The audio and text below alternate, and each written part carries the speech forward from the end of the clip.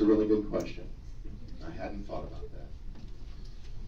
I like Mitch McConnell. I like Lindsey Graham. I believe most of the time they stick up for the conservative values. They stick up for President Trump most of the time. Yeah, I hear some growls. Yeah. That's kind of what I'm thinking too. But, you know, I really hadn't thought about that one as much. Being as a running as a candidate for Indiana, I look up to Senator Mike Braun for what he did in the last election, and so yeah, that's it.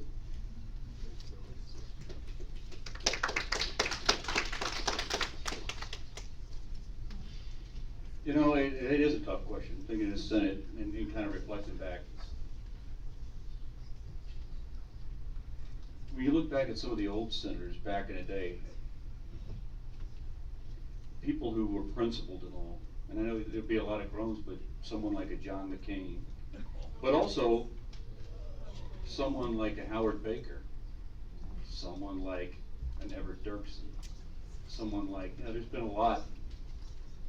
At the end of the day, it's people who are principled, have principles and believe in those principles, and do and follow those principles because it's what they believe in and what they believe is best for the country. And that's, I would just leave it at that. My personal favorite is the man that Ted Cruz became after he lost the Republican nomination. After he lost the Republican nomination, he really did turn it around, and I really do respect him for it.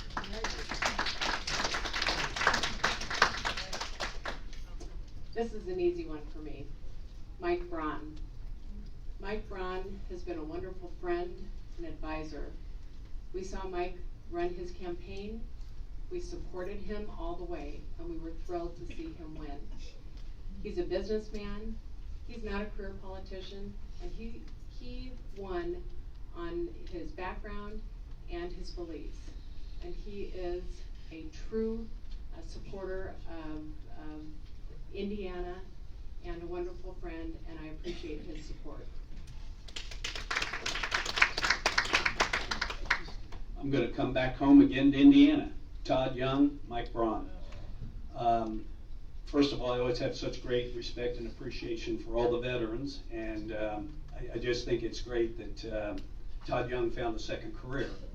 If these are the people who are going to be making decisions who we send to the battlefield, I think it needs to be people who have been there.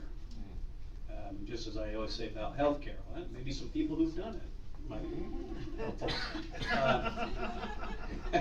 The other part, Mike Braun.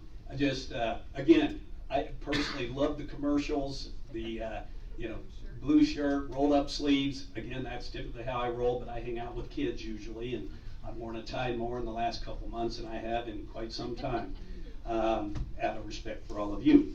But I do think Mike Braun is just doing a wonderful job as a true conservative, and he worked to get there.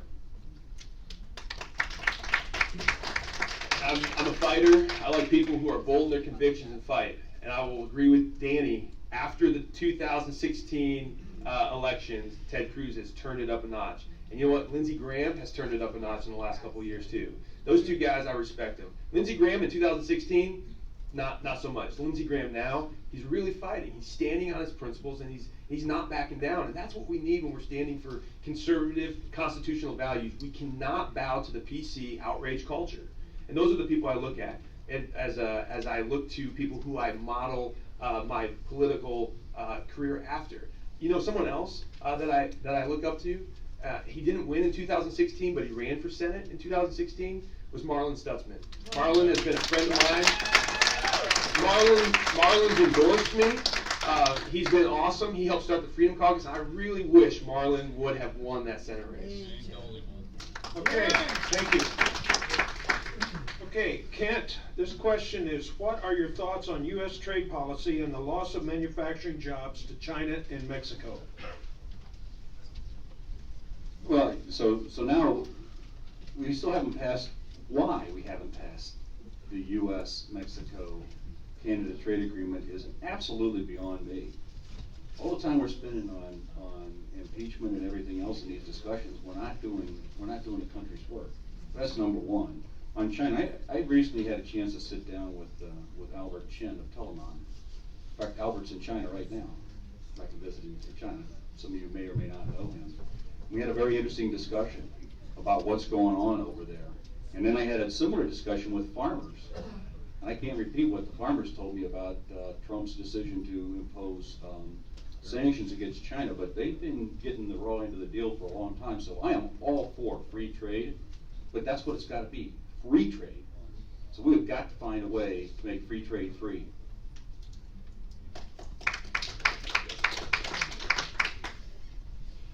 President Trump really hit the nail on the head with this one.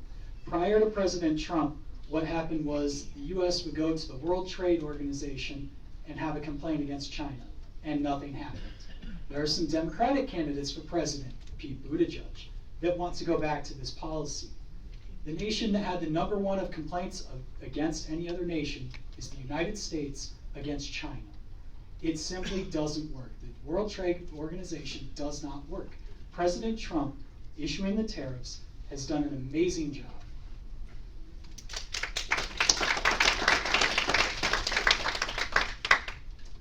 We need to pass fair trade programs, and we need to do it now. Tariffs are hurting our farmers, manufacturers, and other industries. I own and operate a farm, and our farmers are struggling during this difficult time of uncertain factors, such as weather, markets, increased taxes. In fact, the suicide rate is, amongst farmers, is more than twice the rate of our veterans. We need to get these fair trade deals passed, and we need to do it now.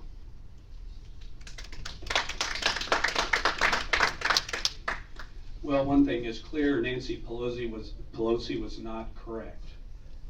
The Democrats cannot chew gum and walk at the same time, right? We're gonna do the impeachment, but we're also gonna take care of business. Well, the USMCA continues to be sitting there. Interesting, we clearly need to have free trade, but we also clearly need to level the playing ground that has not been leveled for quite some time. You know, NAFTA was enacted in January of 1994. Something called the internet has really caught on since then. So there's a lot going on with biotechnology and a lot of things that we do with artificial intelligence, and of course there's a lot going on with China and others trying to hack in. And I can tell you, I've done some consulting work in China. Intellectual property is stolen pretty freely. So we clearly need to get a level playing ground, but we also do need to look after our farmers because so far they've been patient. So free trade is by far the best trade without a doubt, right? But what do you do when you have nations like China who have been constantly taking advantage of us for the last 40 years and nobody stood up to them? President Trump is doing a great thing by standing up to them. Now, when you go to war, you protect your people. We are at war with China.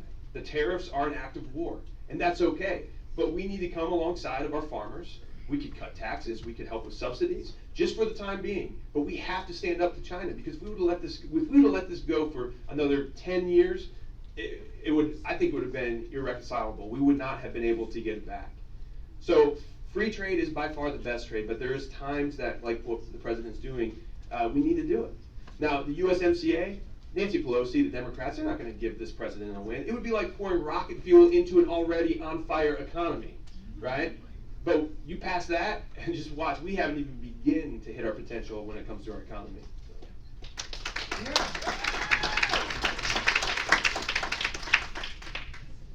And USMCA is not being passed because they don't, as you said, want to give President Trump a win. But it's hurting our farmers. It's hurting dairy farmers.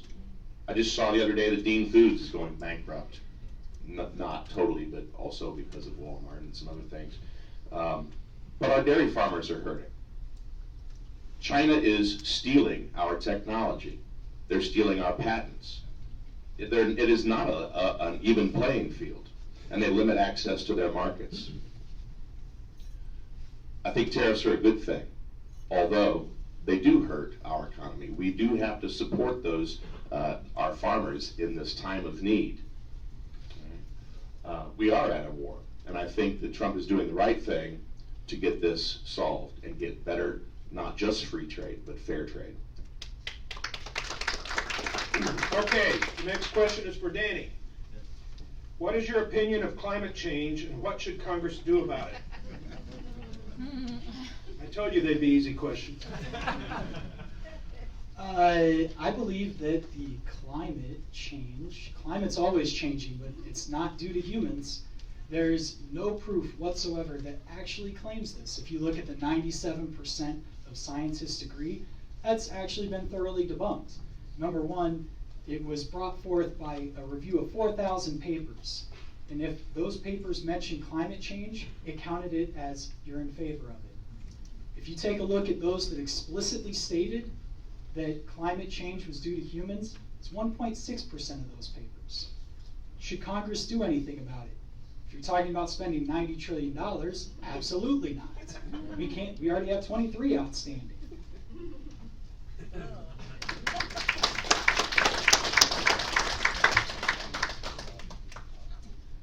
I do believe in protecting the environment for the next generation.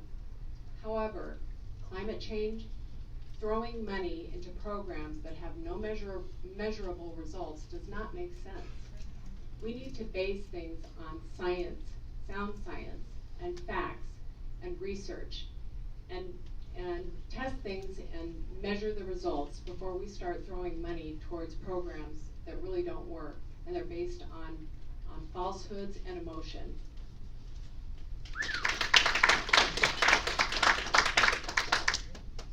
Well, the Green New Deal would only cost us $93 trillion, I think I heard. So I was thinking, I wonder if AOC still has her tip jar from when she tended bar, because we're going to need all of that. I had 10, 12 years ago, we captured all those emails between the climatologists who were saying that, look, none of the climate studies were following our computer models, so let's go with our computer models. It was turned into a political debate from the get-go, rather than what do we really need to be doing. I think, frankly, we all agree we should always look after each other and look after the earth, but for goodness sakes, when you look at the Paris Agreement, believe it or not, China doesn't even start having to tilt the balance until 2030. And just so you know, they have about 4 times our population, while we have already been decreasing our carbon output. So, contrary to AOC, the world is not going to end in 12 years. The Lord is going to end the world when He says it's going to end, and it's not going to be climate change. All right? And, by the way, those same scientists that are telling us that climate change is this big existential threat of our lifetime are the same ones that told us in the 80s that it was global cooling that was going to destroy us. And then in the 90s, it was global warming that was going to destroy us. And now they don't know what's going on, so they just changed it to climate change. All right? And I am not going to destroy our economy just so I can appease some caribou that's going to have to walk around a pipeline in Alaska. If it's better for our people, then I want it for our people. Now, we have to be good stewards. Let's take care. I want clean air. I want a great environment. But I'm not going to destroy the U.S. economy just because somebody doesn't want an oil pipeline running through a caribou's backyard.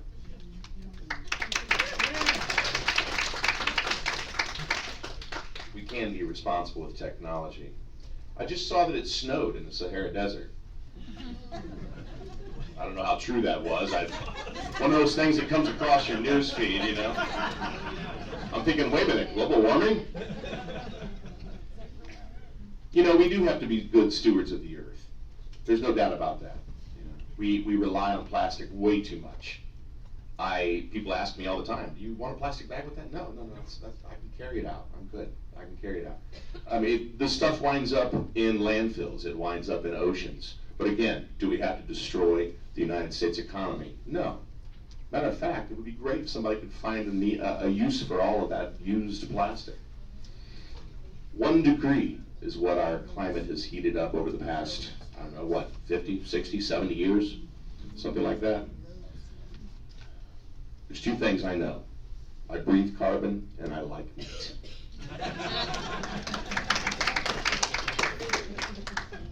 So the climate is changing, it always has and it always will. Before it was global warming, and that didn't work. So now it's climate change, and that's not working. And I don't know if you all read recently in the news, but they're talking about change in the vernacular again and calling it something else because people aren't paying attention. So the reality is, why is it changing and who's responsible and how much? And that's why everyone was all about the Paris Accords except the US, because it would require the US to do what was almost technologically impossible, while everyone else was getting a hall pass to catch up. I would tell you, I spent 5 years working as a chief of staff at the Indiana Department of Environmental Management. The air quality, and this is a fact, you can look it up, is cleaner now than it was years ago. But they keep moving the bar. So when they say it meets the EPA standards, well, the EPA keeps changing the standard. Okay. We've asked 17 questions. I can ask one more, or we can go to closing remarks.